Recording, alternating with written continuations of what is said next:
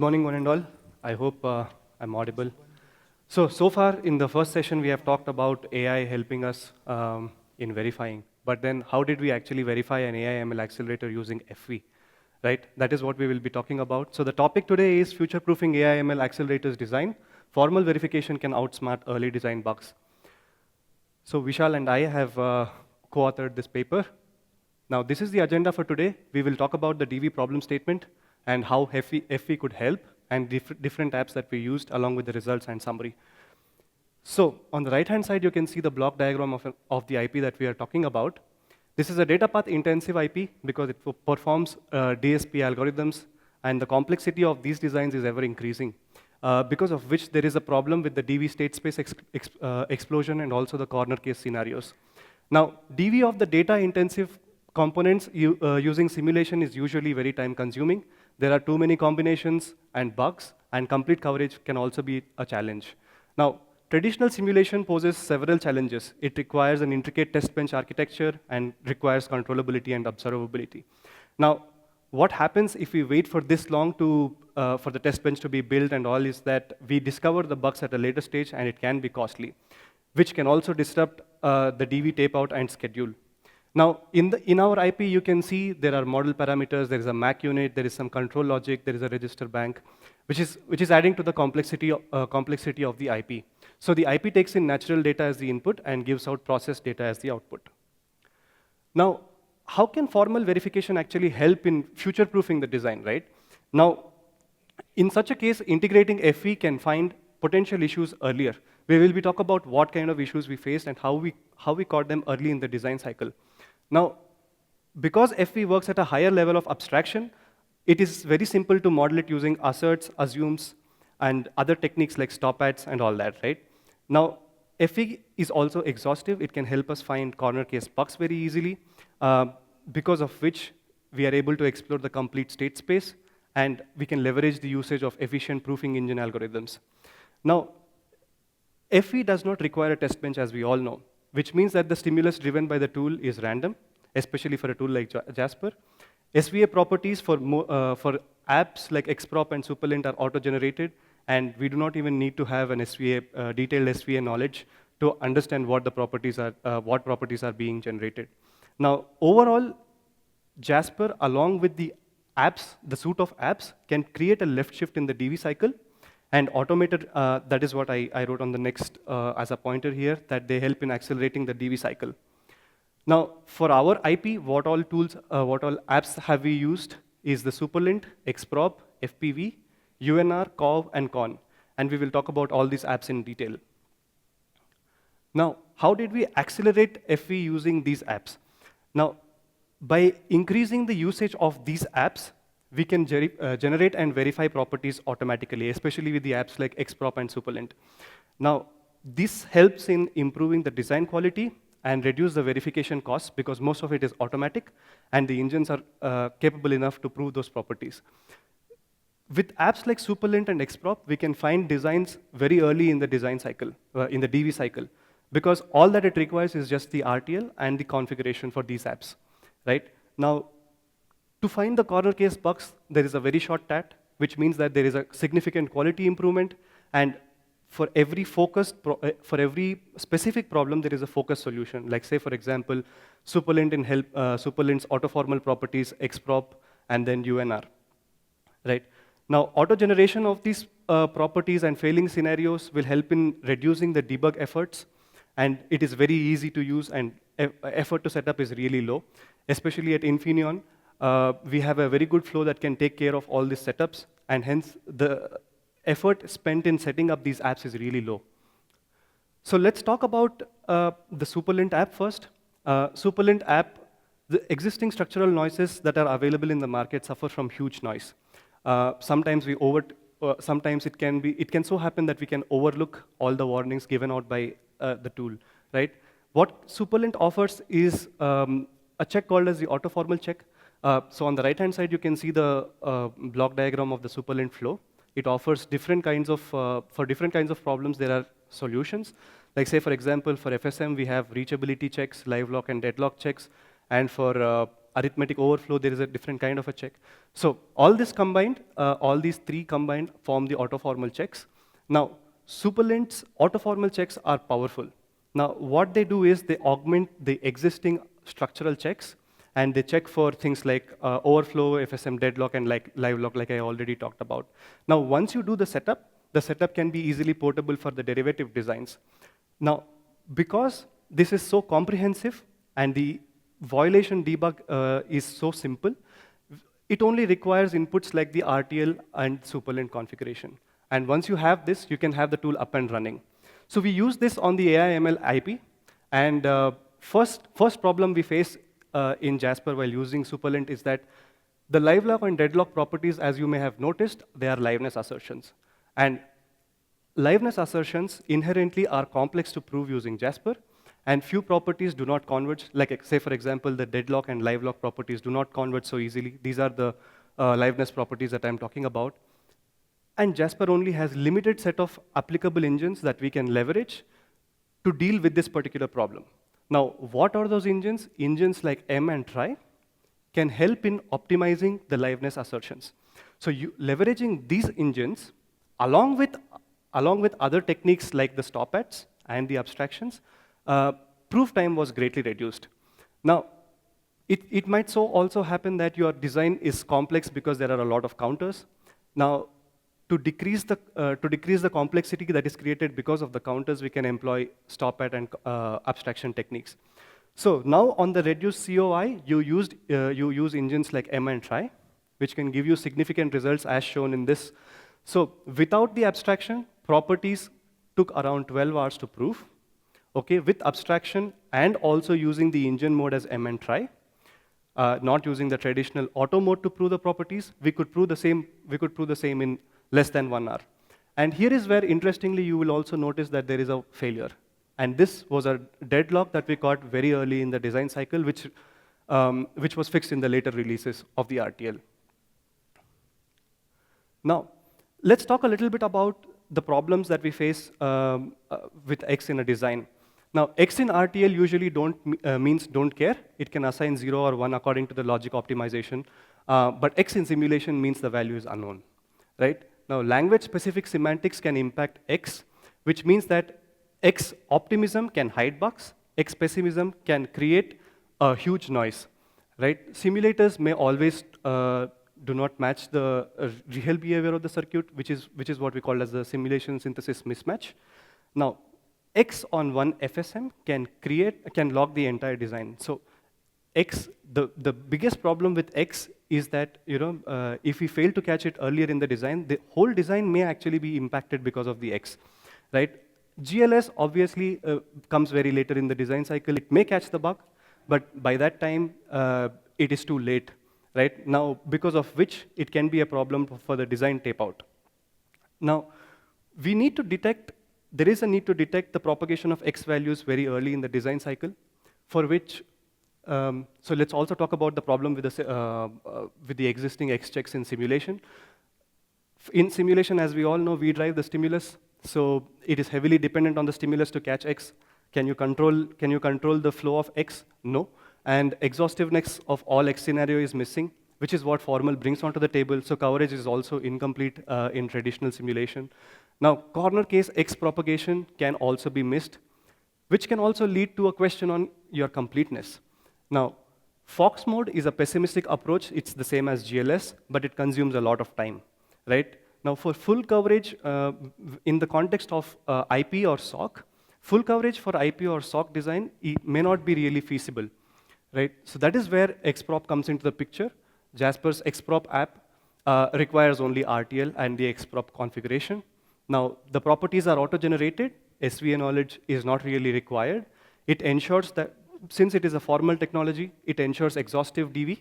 Now, no misses due to X optimism or pessimism, unlike in simulations, right? It can be applied at the IP level or SOC level after black boxing certain components. Now, since SVA knowledge is not really required, this is also a good app for designers to be using, right? Now here, we have used it in the live design on the AI/ML IP. Now here we generated about 5,580 properties. So here we approached it step by step. What we did first is that we verified X on all sources except the primary inputs. Now, primary inputs like the H address bus could give failures at multiple points. Uh, what happens what happens with this is that you need to have a different perspective of understanding these failures. Now, say for example, I'm talking about the H address bus, and I'm saying there is a failure. Now, in the SOC context, when can it happen? It can happen when there is an uninitialized memory. So say for example, your memory block is clean and you are sure that there is no X in the memory block, then you can drive it with a random value, and the number of failures will go down. So similarly, for all the other primary inputs that give you X failures, you need to evaluate it from a SOC perspective and see when can this really happen. If it can happen, then you need to go and fix it. If not, you can drive it with a random value, constrain it basically, and use the XProp app. XProp app is really simple, and the assumption and the setup can be easily ported for the derivative design, which is what we call as the future proofing, right? Now, in the XProp app, setup time is about 3 hours just to analyze the failures that were caused because of multiple primary inputs. The number of properties, as you can see, is 5,580, also from the snapshot. Proof time is just less than 10 minutes. So it is really fast, very exhaustive, and effort spent is just 0.25 man-months, and we saved about 0.75 man-months of GLS efforts. So that is a very good reduction in terms of the schedule for DV cycle, and that is where it is very encouraging also for us to be using XProp app in the derivative designs as well. Right. Now, here comes everybody's favorite app, which is the FPV app. Most of us have used this app. Now, in a complex IP like the AI/ML accelerator in context, what happens is it can perform multifaceted data transformations. FPV app can handle them through assertions, but it can also produce counterexamples that are deeper, faster, and also deeper in the design. Proof orchestration helps in choosing the engines automatically. But now, for this specific problem where the data path, where we're talking about the data path intensive IP, it may not be the right choice, right? And the right choice of engine really matters, especially when you're coming close to the design tape out. You don't have the right engine parameters, then it's most likely that you will have undetermined properties close to your tape out dates, right? To tackle this problem, there are various variety of proofing engines that are available. These work in parallel to prove the properties. There are single property engines, there are also multi-property engines. And these engines are tuned to either generate a trace or to generate a proof, right? And scope for tuning is really high, especially where the proof orchestration is not working well for you. You can also tune these engines and tailor it to your needs. Now, there are multiple options available to already simplify the cone of influence like I talked about. There is techniques like stop-at, black box, assumptions, and you can also write helper properties. Right. Now, this is where the FPV app kind of struggled, I must say. So there was one RTL fix with respect to saturation in the MAC block that we earlier talked about in the IP block diagram, because of which the time taken to prove these properties is high, and it is still not proved. Right? These are still undetermined, even after spending this much amount of time. Now, what happened here is that you are pointing to the same old proof master, even after your RTL has changed. Now, because of this, your cache data has grown, but then it is not really aiding your design. It's not really helping you to prove the properties. That is where I say one-size-fits-all approach fails to take advantage of the optimization, because multiple data trajectories are possible. Now, for this particular problem, what we did is we employed the abstraction engines, or the A-star engines, like Cadence likes to call it. So the A-star engines deploy a method called as the automatic design tunneling. So this is a spin-off of the SST, state space tunneling, but the tunneling happens automatically using these engines. So these engines add the flops step by step, and then give you a proof. Now, when do we use it? We use it where a sequentially deep bound is needed. So here, say for example, you can see Even after spending this much amount of time, almost close to 63,000 seconds, we have still not reached a point where we have a determined proof. So after using the engine optimization on the same constraints that we have, that we had before, we were able to prove it in this time. So that is where the engine optimization becomes so powerful, and as you can see, like I mentioned on this table, the results are so drastic. So with proof orchestration, the properties remained undetermined after 24 hours, but then you employ the A-star engines, we were able to prove it under less than 1 hour.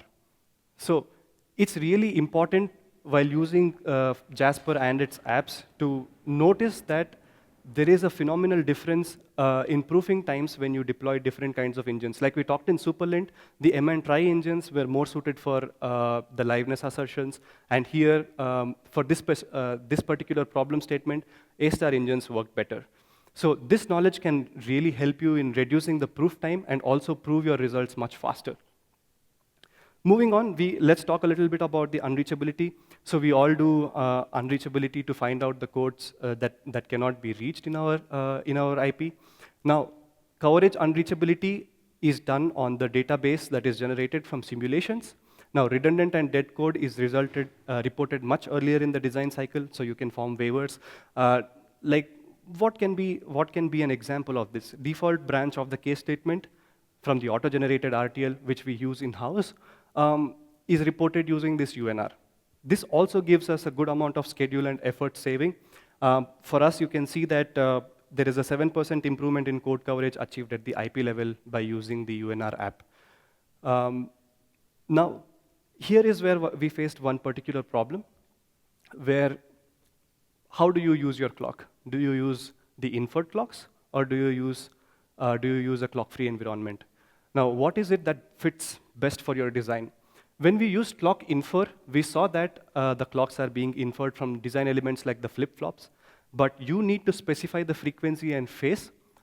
Unless specified, they will have the same frequency and phase. Now, what this can do is this can over-constrain the design and create more false UNR points, which will need user review inherently. But we found the best approach to be using clock-free environment, which is the clock minus none, where the UNR does the analysis and reports the accurate data. So on the left-hand side in the diagram, you can see the number of exclusions that are generated by clock minus none are these many. And on top of it, clock infer produced many more exclusion rules, okay, which need to be reviewed, so this gap needs to be bridged. And it is always a subset of what is being, clock infer, whatever it produces is a superset of what is produced by clock none. So that is where you have to be really careful when you employ this, employ the clock. And now using the, what results we have is that using clock infer, it was found to be a more pessimistic approach, and we had approximately 2 hours to get the results. Using clock none, which was more realistic approach, gave us results in 1.5 hours. Now, finally, we have also used the coverage app at the component level for this AI/ML accelerator IP. We had achieved 100% code coverage for the control blocks, especially like the FSM blocks that we talked about in the IP block diagram. And using FV, formal property verification FPV app, we achieved 90% code coverage for the data path intensive component. Now there, why did we not achieve 100% is because one feature required complex data modeling, and that is where we took a call on the effort versus ROI trade-off. Now, it was easy to do it through simulation. It was covered through simulations, and hence it was not done in formal. That is where you see the gap. That is where there is only 90% coverage for this component. Now, as I mentioned before, we signed off a few components using FP alone, and DV at IP level was only through simulation.